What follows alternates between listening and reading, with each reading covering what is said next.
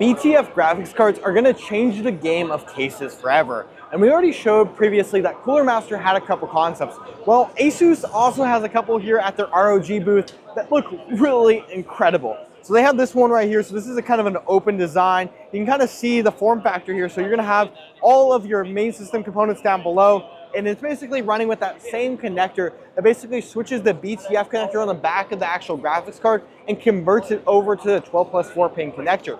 They also have a couple other versions here, including one that's got basically an external radiator to actually keep the system cool by running actually all of the housing for the AIO for your CPU externally, separate from the graphics card chamber. And this thing just looks super cool. It's labeled FF04. I don't think this is anything anywhere close to being released just yet, but it is quite incredible.